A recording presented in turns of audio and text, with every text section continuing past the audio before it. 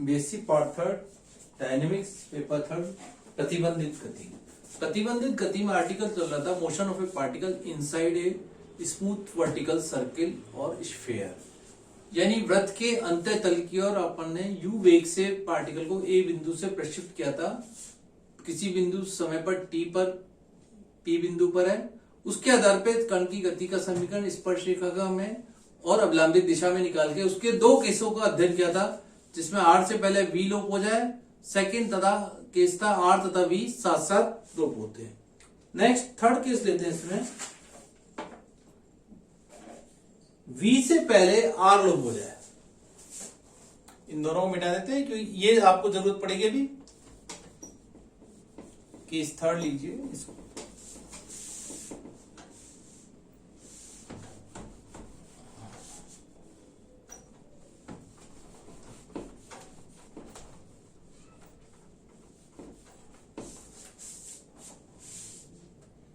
Case third,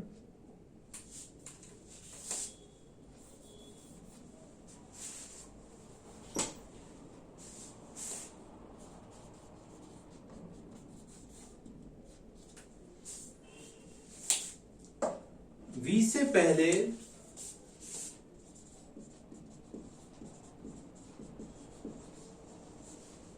r लोप हो जाए। अब v से पहले r लोप हो जाए, यानी θ1 आपको ग्रेटर देन दे रखा है, एक तरह से θ1 ग्रेटर देन θ2 दे रखा है। cos θ1 लेकिन क्या होगा, उल्टा हो जाता है, cos θ1 less than cos of θ2। cos θ1 और cos θ2 की वैल्यू रख दीजिए, 2ag minus you square upon is less than 2ag minus you square upon 3ag, which implies ag से ag कट गया, यानी 6ag minus 3u square is less than 4ag minus 2u square. 2ag minus u square is less than 0, which implies 2ag is less than u square। अब v से पहले r लोप हो गया, यानी cos θ2 की कंडीशन पे करना है आपको, which implies cos θ2 का मान क्या होगा, 2ag less than u square, which implies cos θ2 का मान ऋणात्मक आ रहा है, अर्थात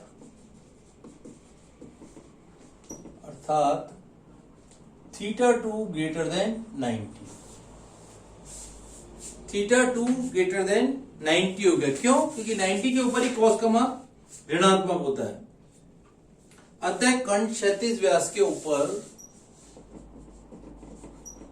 अतः कण यानी 90 के ऊपर यहां से ऊपर जाएगा और कण r लोप हो गया, इसका मतलब कण वृत्त के पथ को छोड़ दे। अतः कण क्षैतिज व्यास के ऊपर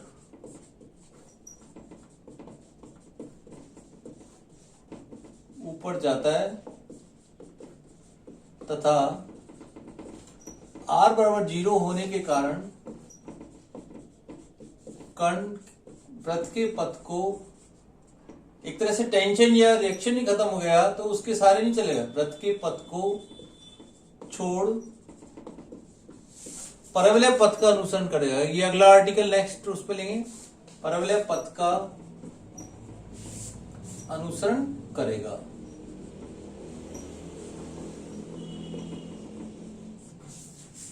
तो ध्यान रखना, यदि दिया हुआ है u square greater than 2ag या 2ag less than u square, और इसको लिख सकते हैं u square greater than,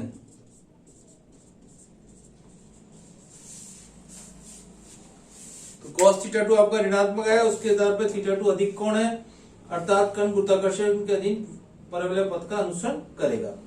case third है वृत्त या गोले का पूरा चक्कर लगाने का प्रतिबल। अब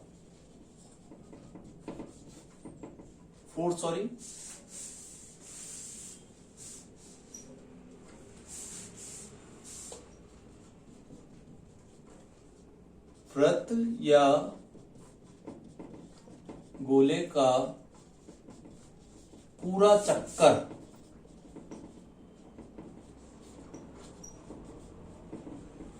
लगाने का प्रतिबंध।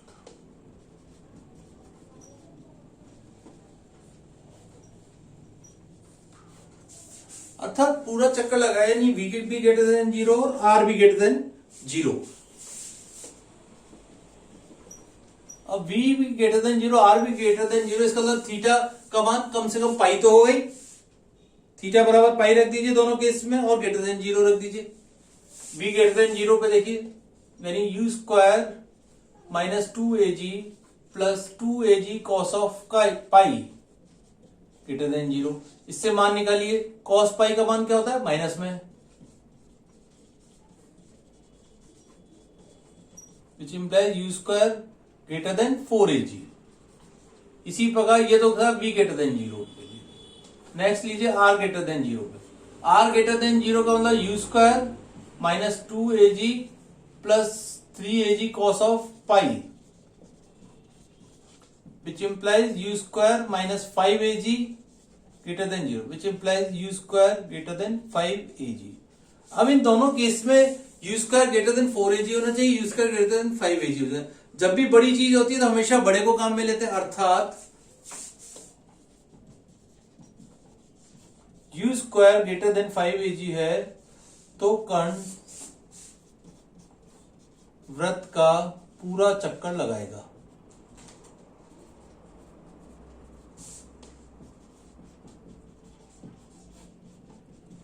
ये आपको याद रखना है। तो दिया हुआ आएगा, यदि कण वृत्त का पूरा चक्कर लगाता है तो you square greater than 5ag। अब यदि यू स्क्वायर बराबर भी 5ag है तो भी v ग्रेटर देन जीरो है और r का मान जीरो हो जाएगा। यदि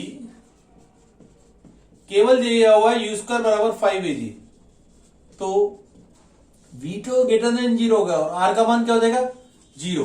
तो कण वृत्त का एक पूरा चक्कर लगाएगा, क्षण भर के लिए रुकेगा भी, तो कण क्षण भर के लिए शून्य होगा, परंतु कण वृत्त का पूरा एक चक्कर लगाएगा, परंतु कण वृत्त का कण क्षण भर के लिए शून्य होगा, यानी बी बिंदु पर कण क्षण भर के लिए शून्य होगा, लेकिन वृत्त का पूरा चक्कर लगाएगा। ये इंपॉर्टेंट आर्टिकल है आपका। नेक्स्ट केस लीजिए, इसी का है। अगर केवल आर्टिकल आ रहा है आपका 4 नंबर का तो कम से कम केस 4 तक तो आपको यहां पर इसका क्वेश्चन करना ही पड़ेगा, ठीक है। नेक्स्ट दो इसी के उपप्रमेय हो रहे हैं। वो यदि कहता है केवल उपप्रमेय जो आपको दिया हुआ है कि मान लो जैसे उपप्रमेय है, यदि कण को निम्नतम बिंदु A से वृत्त के अंत्य तल की ओर ऐसे वेग से प्रक्षिप्त किया जाए तो वह ठीक वृत्त के सर्वोच्च बिंदु तक पहुंच सके तो निम्नतम बिंदु पर दबाव 6 mg होगा। तो यहां तक तो आप करेंगे, उसके बाद ये चारों केस नहीं करेंगे। अगर केवल वो दो प्रमेय कह रहा है उस केस में अपन केवल यहां तक करने के बाद 4 और 5 की समीकरण निकालने के बाद ये 4 केसेस नहीं करेंगे, उसकी जगह 2 ही उपप्रमेय करेंगे। जैसे पहले उपप्रमेय लिख लेते हैं इसी की।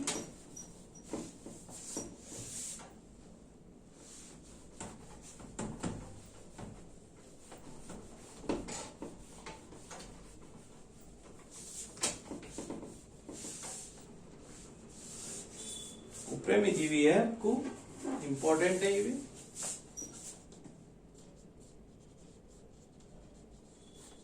यदि कण को A से ऐसे वेग से प्रक्षिप्त किया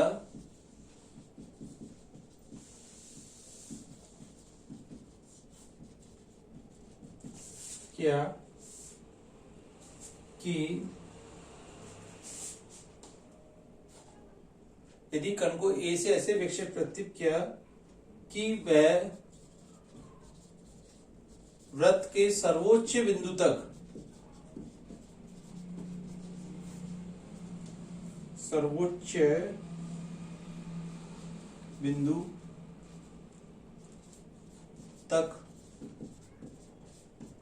पहुंच सके, सर्वोच्च बिंदु B तक पहुंच सके, तो A बिंदु पर दबाव, तो निम्नतम बिंदु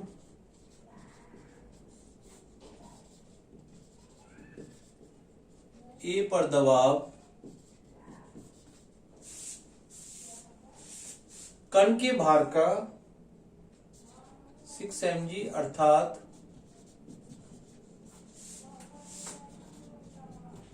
कण के भार का 6 गुना।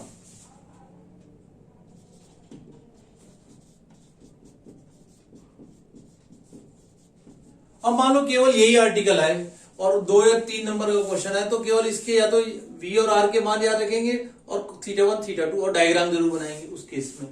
पीछे का कुछ नहीं करेंगे उस केस में, डायरेक्ट यहां से शुरू कर देंगे कि इस केस में अब ये स्पर्शरेखा की दिशा में कण का समीकरण ये होगा, गति का समीकरण का मान ये आएगा और r का मान ये आएगा और θ1 θ2 और उस केस में अब आगे अपन चलेंगे। अब कह रहा है कि कण सर्वोच्च बिंदु तक पहुंच सके अर्थात u स्क्वायर बराबर 5 mg। अभी अपने लास्ट केस में निकाला है, अर्थात u स्क्वायर बराबर क्या दिया हुआ है 5 mg। u स्क्वायर बराबर 5 mg रख दीजिए, उससे क्या होगा r और b का मान देखिए क्या आता है। u स्क्वायर बराबर ये लिखना पड़ेगा, यहां पहले लिख लीजिए। यदि कण a बिंदु से b बिंदु तक पहुंच रहा है सर्वोच्च बिंदु, तो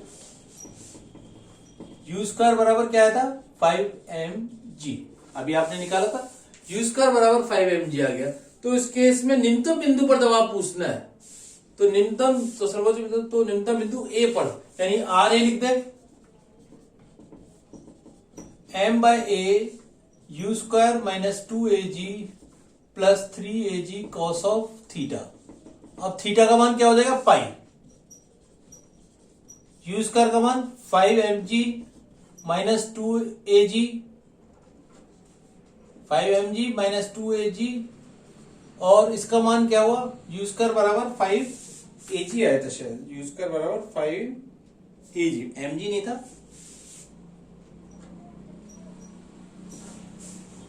अभी पिछले आर्टिकल में था, लिखा नहीं इसलिए उसको। तो 5 ag माइनस 2 ag और थीटा का मान पाई रख दिया तो माइनस का हो जाएगा, कॉस पाई का मान माइनस का 3 ag, कॉस पाई का मान सॉरी प्लस हो जाएगा u square cos 90 plus 90 cos 90 plus theta u square minus 2ag plus 3ag cos of theta. Theta बराबर सॉरी आपको किस पे निकालना है दबाव, ए बिंदु पर। ए बिंदु पर थीटा का मान क्या है आपको एट ए बिंदु पर दबाव निकालना है एट ए। थीटा बराबर क्या है 0, ये ध्यान रखना है। तो आर ए तो लिख दिया लेकिन थीटा का मान पाई रख दिया गलती से। तो m by a u square बराबर हो गया 5ag minus 2ag plus 3ag cos of 0। Cos 0 का मतलब 1, m बाय ए इंटू 5 3 8 में से 2 गया 6ag बराबर हो गया 6mg। तो ये मान आ गया r बराबर 6mg। तो ये पूछ रहा है कि निम्नतम बिंदु पर दबाव उसका मान 6mg होगा। नेक्स्ट केस लीजिए, इसी में एक और है उपप्रमेय। यदि कण वृत्त का पूरा चक्कर लगाता है, नेक्स्ट उपप्रमेय लीजिए।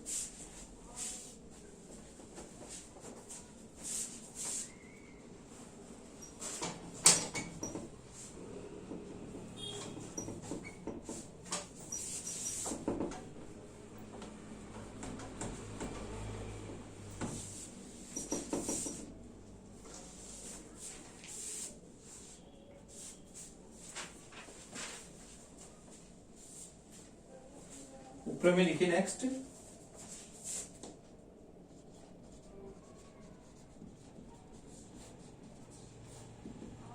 यदि कण वृत्त का पूरा चक्कर लगाता है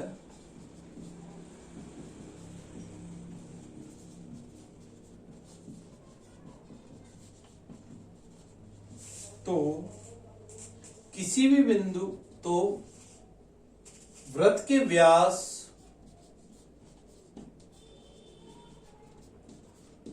के सिरों पर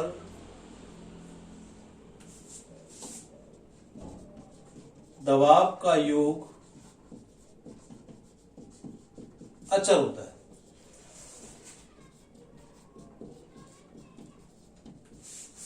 क्वेश्चन कह रहा है यदि वृत्त का पूरा चक्कर लगा रहा है तो इसके व्यास के सिरों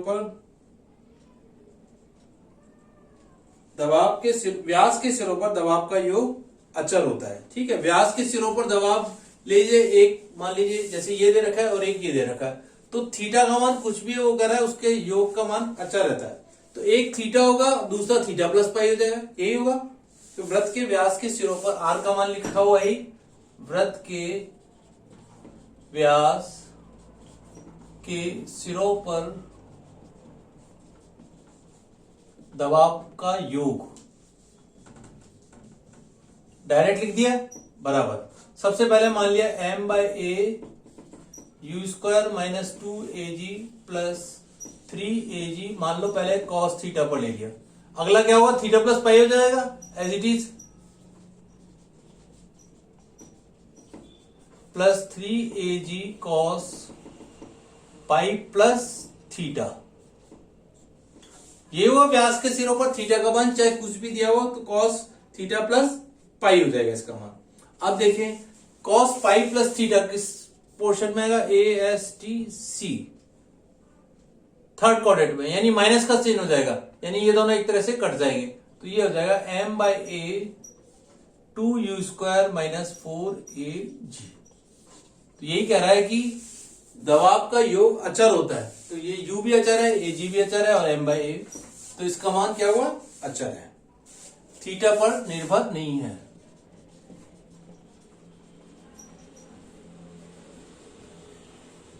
अतः अच्छा, तो इस प्रकार इसने आपने देखा वृत्त के अंतः तल की और कण की गति में 4 तो मेन इंपॉर्टेंट केसेस हैं, उसके बाद ये 2 उपप्रमेय हैं। तो क्वेश्चन में केवल आपको केवल कण की गति का समीकरण निकालिए और उसका अध्ययन कीजिए, तो केवल वो चारों केसेस करने हैं। और मान लो ये दोनों आर्टिकल आ रहे हैं, तो यहां तक तो आप लिखेंगे, आपके 1 2 3 4 5 तक तो मान निकालेंगे, डायग्राम बनेंगे, उसके बाद इन दोनों प्रमेय को कर देंगे। फिर उन चारों केसेस का अध्ययन नहीं करेंगे, डायरेक्ट उसके मान यहां रख देंगे और इस प्रकार इसको हल करेंगे। तो ये आपके एक ही क्वेश्चन में, एक ही आर्टिकल में 2 चीजें छुपी हुई है, दोनों को आपको इस तरह से पूरा करना है। और अगला जो आर्टिकल है इसी में आएगा कि कण वृत्त के पथ को कब छोड़ रहा है, जो अपने आप ही थर्ड केस क्या था, थर्ड केस था v से पहले r लोप हो जाए, v से पहले r लोप हो जाए, यानी u square less than 5AG। Next article जो आएगा u square less than 5AG greater than 2AG, तो कण वृत्त के पथ को छोड़ परवलय पथ का अनुसरण करेगा।